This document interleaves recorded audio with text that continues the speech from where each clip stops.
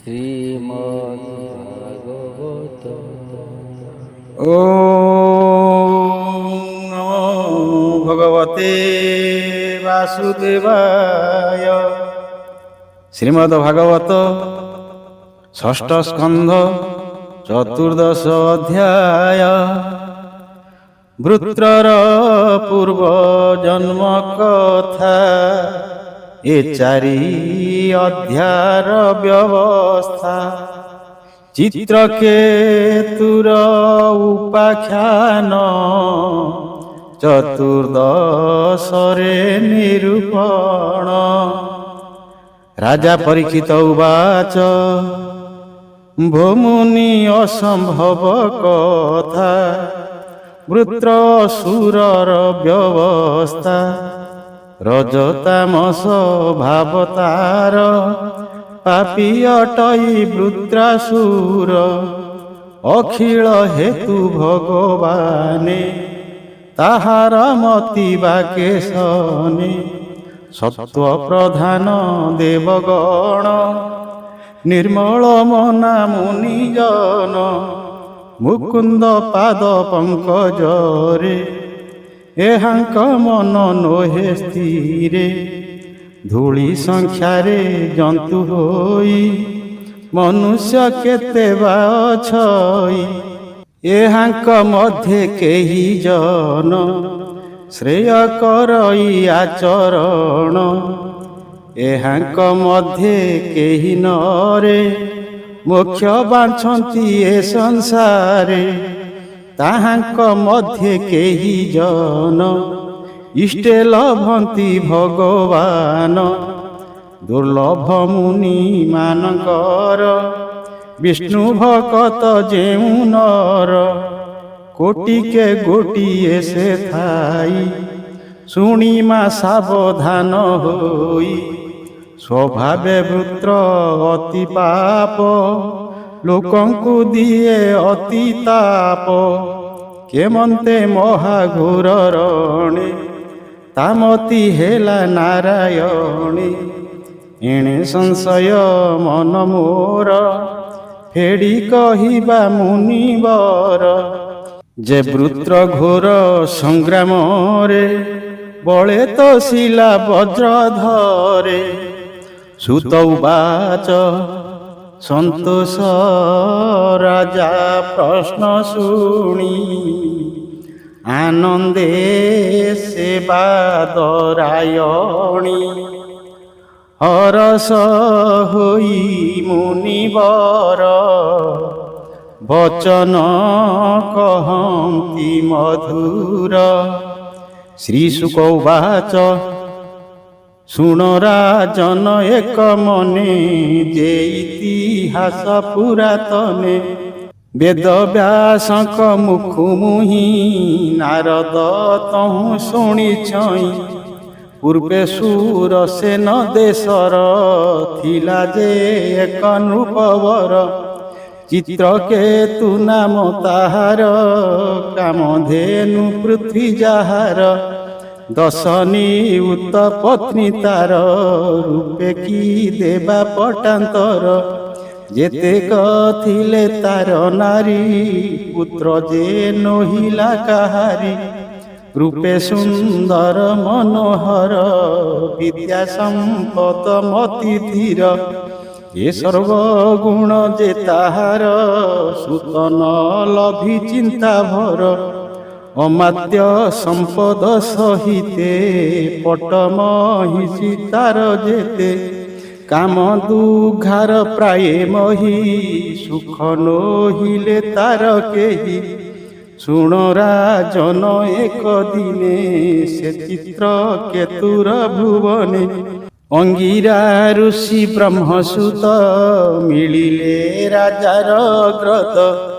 ସ୍ୱଇଚ୍ଛା ଲୋକରେ ବିହାର ମିଳିଲେ ଚିତ୍ରକେତୁପୁର।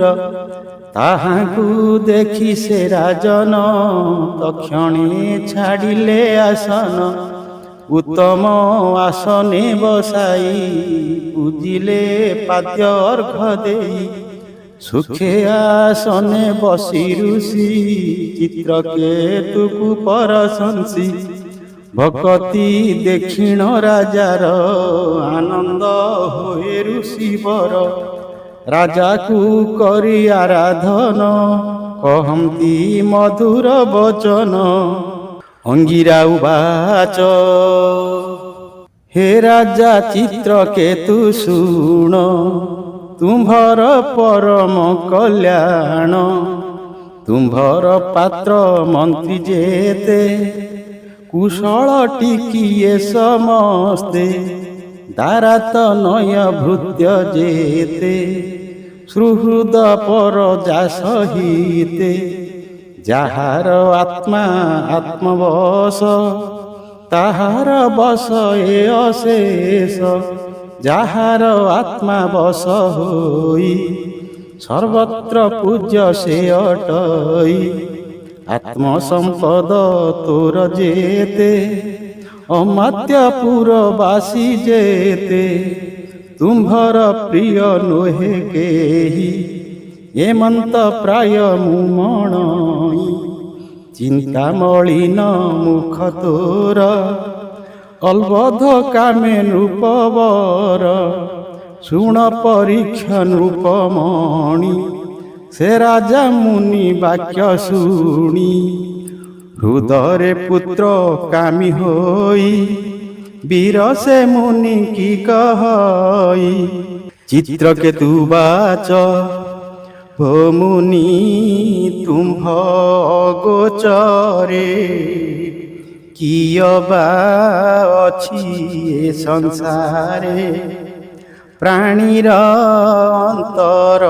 ବାହାରେ ଦେଖ ତପସ୍ୟା ପ୍ରଭାବରେ ତଥାପି ଆଜ୍ଞା ପରମାଣେ କହିବି ଶୁଣ ସାବଧାନେ ମନରେ ଯେବା ଚିନ୍ତା ମୋର ପ୍ରଶ୍ନ ଯେ କଲ ମୁନିବର ଦେବଗଣଙ୍କୁ ଯେ ଦୁର୍ଲଭ ସାମ୍ରାଜ୍ୟ ସମ୍ପଦ ବିଭବ ପୁତ୍ର ବିହୀନେ ମୋର ଦେହି କେବେ ସୁଖ ନ ଲଭଇ କ୍ରୁଦ୍ଧା ତୁ ସାରେ ଜେହ୍ନେ ଜନ ନ ଲୋଡ଼େ ବିନୁ ଅନ୍ନପାନ ଭୋ ମହାଭାଗ ମୁନିବର କେମନ୍ତେ ତରିବି ସଂସାର ପିତୃଋଣରୁ ମୋତେ ପାର କରିବା ହେଉ ମୁନିବର ପୁତ୍ର ଯେ ମନ୍ତେ ମୋର ହୋଇ ସଂସାର ଦୁଃଖରୁ ତାରଇ ଶ୍ରୀ ଶୁକ ଉବାଚ ରାଜାର ଶୁଣିଏ ବଚନ କୃପାଳୁ ବ୍ରହ୍ମାଙ୍କ ନନ୍ଦନ ଯଜ୍ଞ କରିଣ ମୁନିବର ଆରାଧି ଅଖିଳ ଈଶ୍ୱର ରାଜାର ଜ୍ୟେଷ୍ଠ ଯେହୁ ନାରୀ କୃତ ଦ୍ୟୁତି ନାମ ତାହାରି ଚରୁ ତାହାକୁ ନେଇ ଦେଲେ ରାଜାକୁ ଏମନ୍ତ କହିଲେ ଭୋ ଚିତ୍ରକେତୁ ନୃପବର ହୋଇବ ଏକ ତ କୁମର ହରଷ ଶୋକ ଦେବ ତୋରେ କହିଣ ଗଲେ ମୁନିବରେ ଚିତ୍ରକେତୁରେ ତହୁଁ ସେହି କୃତ ଦ୍ୟୁତି ଯେ ମହାଦେଇ ଚରୁର ଭୋଜନ ମାତ୍ରକେ ଗର୍ଭ ଧଇଲେ ସେହୁ ସୁଖେ ଅଗ୍ନିରୁ କୃତିକା ଯେ ମନ୍ତ ଗର୍ଭ ଧଇଲା ସେହି ମତ ତାହାର ଗର୍ଭ ପ୍ରତିଦିନେ ଶୁକ୍ଳ ପକ୍ଷର ଚନ୍ଦ୍ର ଯେନେ ଚିତ୍ରକେତୁ ତେଜେ ରାଜନ, ଗର୍ଭ ବଢ଼ିଲା ଦିନୁ ଦିନ। ଏ ଅନନ୍ତରେ ସମ୍ବତ୍ସରେ, ଜନ୍ମିଲା ତାହାର କୁମରେ। ସୁରସେନରେ ଯେତେ ଲୋକ, ହରଷ ଲଭିଲେ ଅନେକ। ପରମାନନ୍ଦେ ସେ ରାଜନ, ତକ୍ଷଣେ କଲା କସ୍ନାହାନ। ଶୁଚି ହୋଇଣ ନୃପବର, ଭୂଷିତ ହୋଇ ଅଳଙ୍କାର। ବ୍ରାହ୍ମଣ ଆଣି ବେଦ ଧର୍ମ, କଲା ସେ ପୁତ୍ର ଜାତ କର୍ମ। ବ୍ରାହ୍ମଣେ ସୁବର୍ଣ୍ଣ ରଜତ, ଦେଲା ସେ ଧେନୁ ଶତ ଶତ। ପୃଥିବୀ ଗଜ ହୟମାନ, ଦେଲା ସେ ବିବିଧ ବସନ। ଯେ ଲୋକେ ଯାହା ବାଞ୍ଛା କଲେ, ମନ ସନ୍ତୋଷେ ବହି ନେଲେ। ପ୍ରଜା ସନ୍ତୋଷେ ମଘବାନ, ବରଷା କରଇ ଯେ ସନ। ପୁତ୍ର ଆୟୁଷ ଯଶ ଧର୍ମ, ବିବୃଦ୍ଧି ଅର୍ଥେ ଦେଲା ଦାନ। କଷ୍ଟରେ ଲଭିଲା ଯେ ସୁତ, ତାଠାରେ ସ୍ନେହ ତା ବହୁତ। ଦରିଦ୍ର ଯେହ୍ନେ ଧନ ପାଇ, ତେସନେ ହରଷ ସେ ହୋଇ। ମାତା ଯେ ଅତି ସ୍ନେହ ଭରେ, ମୋହ ହୋଇଲା ପୁତ୍ର ଠାରେ। କୃତ ଦ୍ୱିତି ସପତ୍ନୀ ମାନେ, ଦୁଃଖିତ ସନ୍ତତି କାରଣେ। ଚିତ୍ରକେତୁର ସ୍ନେହ ହୋଇ, ପୁତ୍ରବତୀ ଭାରି ଜାତହିଁ। ଅନ୍ୟ ଯେ ପତ୍ନୀ ମାନେ ଥାନ୍ତି, ସେ ଭାବେ ନାହିଁ ସ୍ନେହମତି। ଅପୁତ୍ର ଦୁଃଖ ତାହାଙ୍କର, ରାଜାର ଏଣେ ଅନାଦର। ସେମାନେ ମନେ ଦୁଃଖ କରି, ଆତ୍ମାର ନିନ୍ଦାକୁ ଆଚରି। ପାପିଷ୍ଟି ଏହୁ କୃତ ଦ୍ୟୁତି, ଧିକ ଏହାର ଏ ସନ୍ତତି। ଗୃହ ସମ୍ପଦ ଯେ ସ୍ୱାମୀର, ଧିକ ଏ ହେଉ ଦୁରାଚାର। ଏ ସପତଣୀ ରଜରଣେ, ଦାସୀ ହୋଇଲୁ ଆମ୍ଭେ ମାନେ। ଦାସୀର କିୟ ବା ସନ୍ତାପ, ଯେ ସେବେ ସ୍ୱାମୀର ସମୀପ। ମାନ ନ ଲଭୁ ଆମ୍ଭେ କ୍ଷଣେ, ଦାସୀର ଦାସୀ ହୋଇ ଯେହ୍ନେ। ସପତ୍ନୀ ପୁତ୍ର ବିଭୂତିରେ, ଅନ୍ଧ ହୋଇଲେ କ୍ରୋଧ ଭରେ।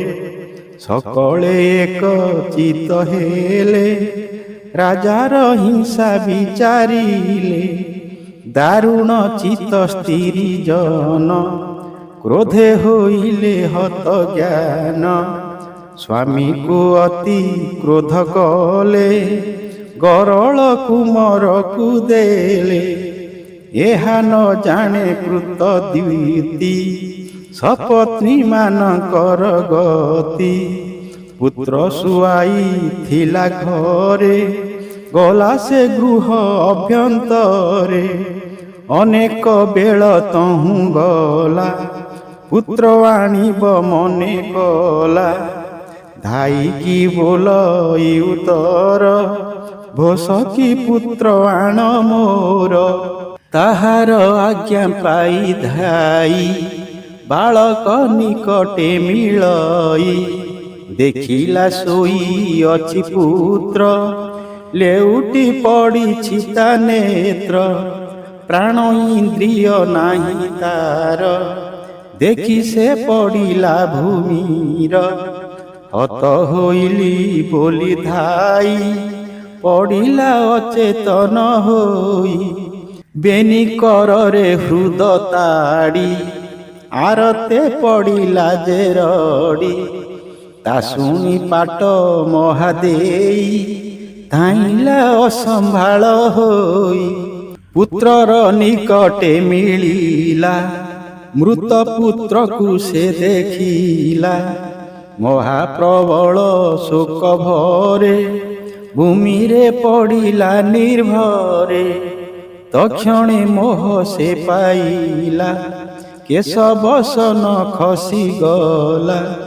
ରାଜାର ଅନ୍ତଃପୁରଜନ, ସ୍ତ୍ରୀ ପୁରୁଷ ହେରାଜନ, ରୋଦନ ଶୁଣିଣ ଅଇଲେ, ସମସ୍ତେ ଶୋକରେ ମଜିଲେ।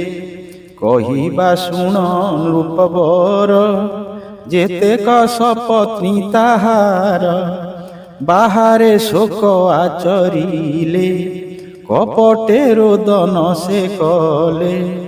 ପୁତ୍ର ମରଣ ରାଜା ଶୁଣି, ମୃତ୍ୟୁର କାରଣ ନ ଜାଣି, ମୋହରେ ନଦୀ ସଇ ପଥ, ପାଦ ପାଦକେ ଜ୍ଞାନ ହତ।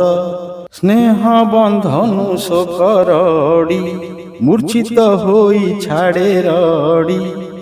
ଅମାତ୍ୟ ଆଦି ଯେତେ ଜନ, ଦେଖୁଅଛନ୍ତି ସେ ରାଜନ। ମୃତ ବାଳକ ପାଦ ତଳେ, ପଡ଼ିଲା ଯାଇ ମତି ଭୋଳେ।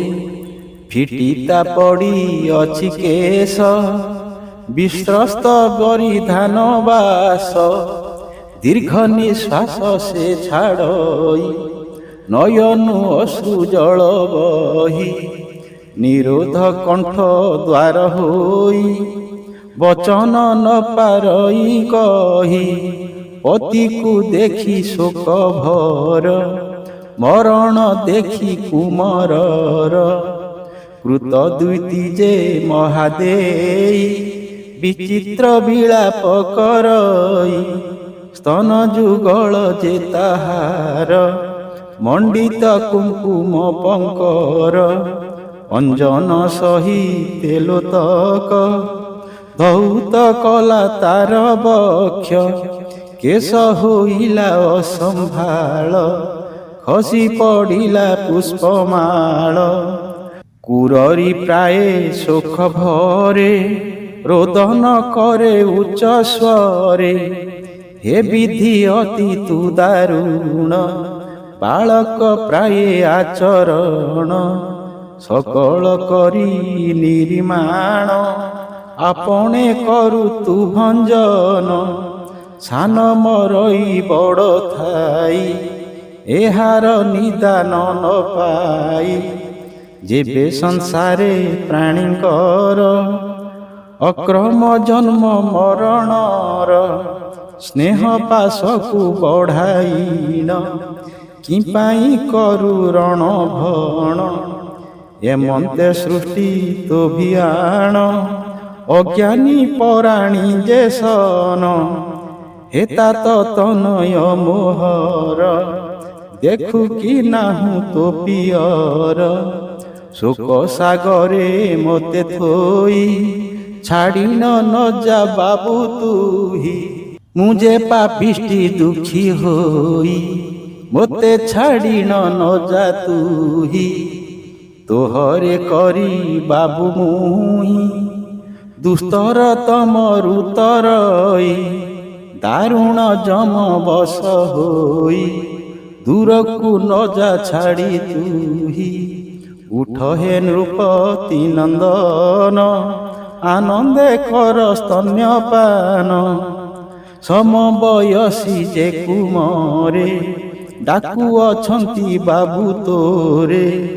ବାଳକ ସଙ୍ଗ ତେ ବିହର, ବହୁ ନିଦ୍ରାକୁ ଦୂର କର।